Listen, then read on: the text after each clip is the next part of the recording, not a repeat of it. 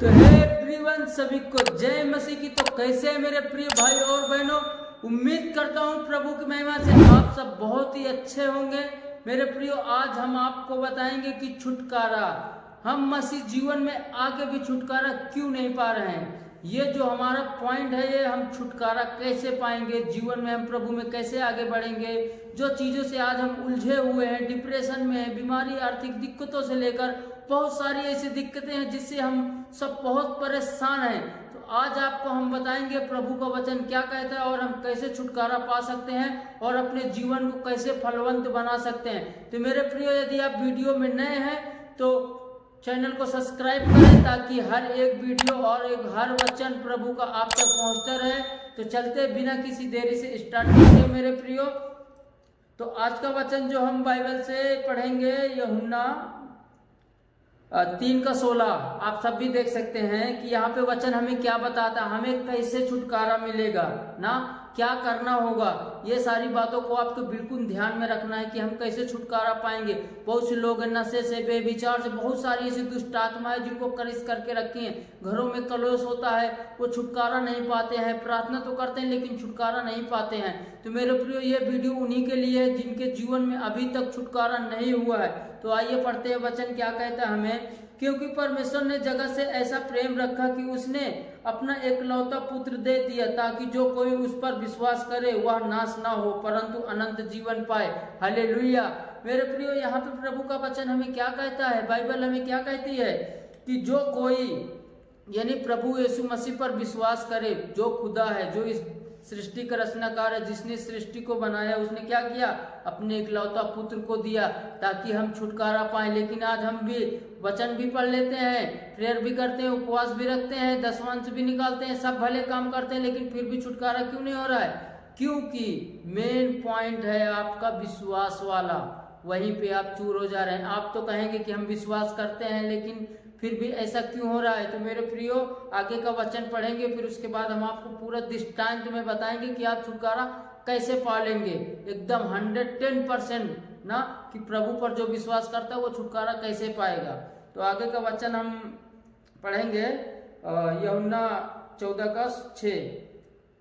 यीशु ने उनसे कहा, मार्ग और सच्चाई और जीवन मैं हूँ, बिना मेरे द्वारा कोई पिता के पास नहीं पहुँच सकता। हालेलुया। यदि तुमने मुझे जाना होता तो मेरे पिता को भी जानते और अब उसे जानते हो और उसे देखा भी है। हालेलुया।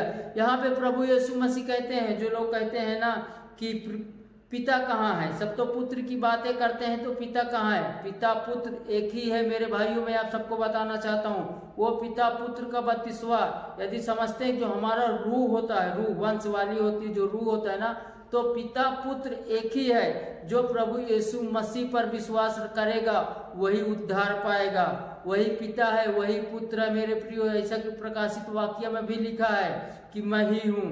तो इसीलिए आप सबको मैं कहना चाहता हूँ, यदि आप प्रभु यीशु मसीह में आ गए हैं, वचन भी पढ़ते हैं, उपवास भी करते हैं, फिर भी छुटकारा क्यों नहीं हो रहा है? तो यही कुछ पॉइंट है जो आपके जीवन में खोटा है। जैसे कहते हैं ना कि अगर 99 है, 99 तो हो गया है, अगर उसमें 1 रुपया और नहीं डालोगे तो वो 100 नहीं होगा, वो 99 ही रहेगा। तो हम सब कुछ तो करते हैं, लेकिन मेन पॉइंट जो होता है ना, वो हमसे नहीं हो पाता, वो नहीं कर पा रहे हैं, क्योंकि वो शैतान हमको घुमाता कैसे है, शैतान कैसे हैंडल करता है, सोशल मीडिया के जरिए से लड़ाई झगड़े, परिवार, फैमिली, ऐसी बहुत सी चीजें जिससे शैतान लोगों को गरिष्ठ करता है, अपने उसमें बातों में फंसाता है मेरे प्रियो। तो ये सब चीज से आपको बिल्कुल दूर रहना और विश्वास के साथ, एकदम कॉन्फिडेंस के साथ कि प्रभु तू ही मेरा उद्धार करता है। तो प्रियो, आगे का वचन पढ़ते हैं, आगे का वचन हमें क्या बताता है। तो जैसे यहाँ पे आप देख पा रहे हो, पहले यूहन्ना 1:9 में है, यदि हम अपने पापों को मान ले तो यह वह हमारे पापों को क्षमा करने और हमें सब अधर्म से शुद्ध करने में विश्वास योग और धर्मी है। हालेलुया।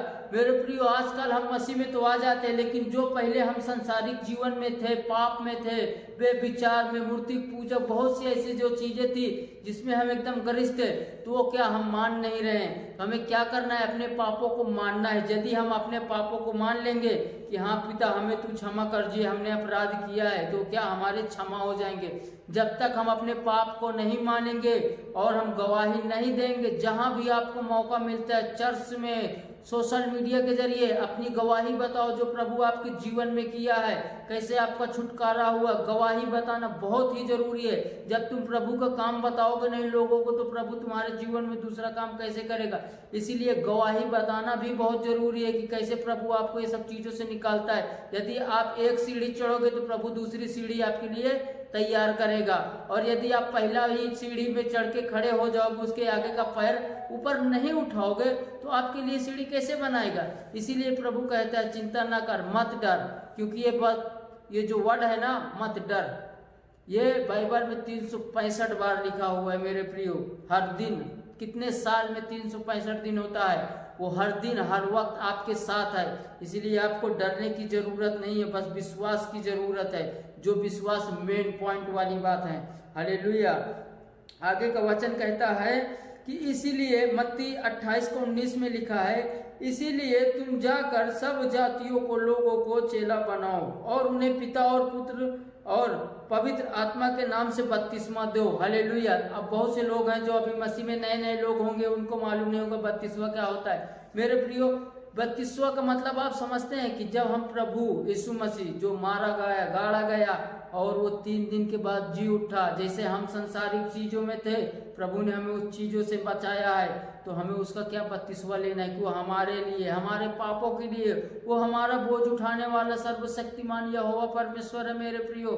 इसीलिए आप सबसे मैं कहना चाहता हूँ, एक विश्वास, विश्वास क्या होता है, एक विश्वास, बोलने में तो बहुत छोटा वर्ड है, लेकिन इससे विश्वास से ही आपका जीवन बदलेगा यदि आप ये विश्वास करके चलोगे। हालेलुया। आगे का वचन हमें बताता है कि रोमियो 6:3 में लिखा है कि क्या तुम नहीं जानते कि हम जितनों ने मसीह यीशु का बपतिस्मा लिया तो उसकी मृत्यु का बपतिस्मा लिया। आगे 4 में है, सो उस मृत्यु का बपतिस्मा पाने से हम उसके साथ गाड़े गए, ताकि जैसे मसीह पिता की महिमा के द्वारा मरे हुओं में से जिलाया गया, वैसे ही हम भी नए जीवन सी चाल चले। हालेलुया। देखिए यहाँ पे भी ये बोल रहा है कि जब हम प्रभु में आ जाते हैं तो अपना जीवन, चाल चलन सब कुछ बदलना है। जब हम संसारिक चीजों में होते हैं तो हमारे मुंह से गलत गलत वर्ड निकलते हैं। कोई भी अगर हमसे कुछ ऐसे थोड़ी सी बदतमीजी करता है तो हम अपने मुंह से कुछ ना कुछ बोल देते हैं, उसको रिप्लाई कर देते हैं, लेकिन हमें नहीं करना है। मसीह का जीवन एकदम स्वभाव प्रेम का जीवन है। यदि तुम में मसीह है तो तुम में प्रेम होना चाहिए मेरे प्रियो। यदि आपके अंदर प्रेम नहीं है, हमारे अंदर प्रेम नहीं है, तो हमारे अंदर मसीह कभी वास नहीं करेगा। इसीलिए आप सबसे मैं कहना चाहता हूँ कि अपने जुबान, अपना व्यवहार, चाल चलन, रीति रिवाज, ये सब चीज जो संसारिक चीजें हैं वो छोड़ के प्रभु की ओर फिर आइए मेरे प्रियो। प्रभु यीशु मसीह ने हमारे पापों के लिए कितना दुख उठाया है। आप ये सब देखिए, ये चीज पढ़िए, वचन पढ़िए कि हम इसीलिए तो हम छुटकारा नहीं पा रहे हैं। हम तो बोलते हैं कि हम तो परमेश्वर को मानते हैं, परमेश्वर में चलते हैं, उपवास भी करते हैं, वचन भी पढ़ लेते हैं, प्रेयर भी कर लेते हैं, लेकिन विश्वास कहाँ है। विश्वास यानी कि प्रभु, यदि हम विश्वास में बने रहेंगे तो प्रभु हम में बना रहेगा, और विश्वास में हम तभी टिक पाएंगे जब हम प्रभु की आज्ञाओं को मान के चलेंगे उसके वचनों के अनुसार। हालेलुया, आमीन। तो आगे का वचन हमें बताता है, आगे का वचन क्या कहता है, तीमुथियुस में लिखा है कि हर एक पवित्र शास्त्र परमेश्वर की प्रेरणा से रचा गया है और उपदेश और समझने और सुधारने और धर्म की शिक्षा के लिए लाभदायक है, ताकि परमेश्वर का जन सिद्ध बने और हर एक भले काम के लिए तत्पर हो जाए। हालेलुया। मेरे प्रियो, देखिए यहाँ पे भी यही बातें हो रही है कि यदि हम ऐसा करेंगे तो परमेश्वर क्या करेगा, हमारे हर कामों में सिद्ध करेगा और उसकी इच्छा पूरी होगी। जब उसकी इच्छा पूरी होगी तो हमारी इच्छा पूरी होगी। इसीलिए जब भी हम प्रेयर करें, बोले हे पिता मेरी नहीं परंतु तेरी इच्छा पूरी हो, जब तुम उसकी इच्छा के अनुसार मांगोगे मेरे प्रियो, तो आपके जीवन में सब कुछ होगा। धन, महिमा, दीर्घ आयु, सब कुछ तो उसी के पास में है। दुनिया की सारी चीजें आपके पास में क्या है, हम मनुष्य मिट्टी से आए हैं, मिट्टी में ही मिल जाएंगे मेरे प्रियो, लेकिन जो हमारा रूह है आने वाले समय में, क्योंकि बहुत ही जल्द प्रभु यीशु मसीह आने वाला है, इसीलिए कहते मन फिराओ क्योंकि स्वर्ग का राज निकट आया। बहुत से लोग हैं आज भी अपने नाच गाने में मस्त हैं, इधर उधर एंजॉय करने में बिजी है, लेकिन कोई सब बातों पर ध्यान नहीं दे रहा है। जैसा कि नूह के समय में हालात हुआ था, जिस दिन तक प्रलय जल प्रलय नहीं हुआ था, बाकी लोग सब अपने कामों में व्यस्त थे और नूह अपनी तैयारी कर रहा था, क्योंकि उसको खुदा ने बताया था। आज तो हमारे पास बाइबल भी है, सब कुछ है, हम पढ़ते भी हैं, लेकिन बातें नहीं मानते मेरे प्रियो। इसीलिए आप सबसे मैं कहना चाहता हूँ कि जितनी जल्दी हो सके मन फिराओ, क्योंकि बहुत ही जल्द प्रभु यीशु मसीह आने वाला है, ताकि आप सब लोग बचाए जाओ और आपके द्वारा भी नई नई रूहें बचाए जाएं। आगे का वचन बताता है हमें कि याकूब का, परंतु वचन पर चलने वाले बनो और केवल सुनने वाले ही नहीं जो अपने आप को धोखा देते हैं। हालेलुया। बहुत से लोग होते हैं कि जो वचन तो सुन लिए लेकिन वचन पर विश्वास नहीं है उनका।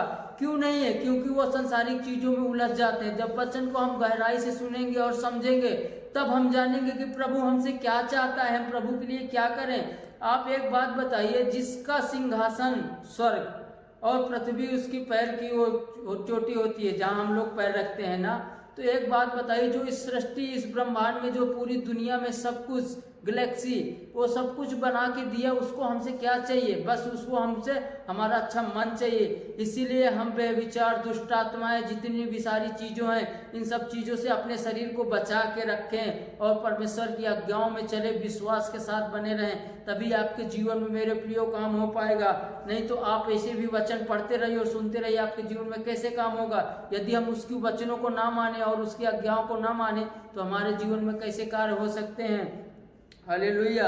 आगे का वचन बताता है हमें फिलिपियों 4:6 से, किसी भी बात की चिंता मत करो, परंतु हर एक बात में परमेश्वर से निवेदन, प्रार्थना और विनती के द्वारा धन्यवाद के साथ परमेश्वर के सम्मुख उपस्थित किए जाए। मेरे प्रियो, जब हम कहते हैं ना किसी भी चीजों के लिए हम बहुत ज्यादा ही टेंशन में हो जाते हैं, डिप्रेशन में हो जाते हैं, हम अपनी बातों में ही उलझ जाते हैं कि ऐसा क्यों हो रहा है हमारे साथ, लोग हमें ऐसा क्यों बोल रहे हैं। मेरे प्रियो, आप सबको बताना चाहता हूँ, जैसा कि आप सबने देखा प्रभु यीशु मसीह के साथ भी सता हुआ है तो हमारे साथ भी होगा। जैसे उसने शैतान को अपने जूती की नोक पर रखा, वैसे हम भी, जैसे कि वचन में लिखा भी है कि मैं तुम्हें सांपों और बिच्छुओं को रौंदने का अधिकार देता हूँ। मेरे प्रियो, यदि हम वचन पे चलेंगे, विश्वास से चलेंगे और परमेश्वर की आज्ञाओं को मान के चलेंगे तो हम भी हर चीज कर सकते हैं, क्योंकि ये अधिकार हमें मिल चुका है। तो हम अपना हर चीज अधिकार के साथ लेंगे और जो भी दुष्ट आत्माएं शैतान ग्रस्त करती है, लोगों को परेशान करती है, उन सब चीजों से आप दूसरों को भी छुटकारा देंगे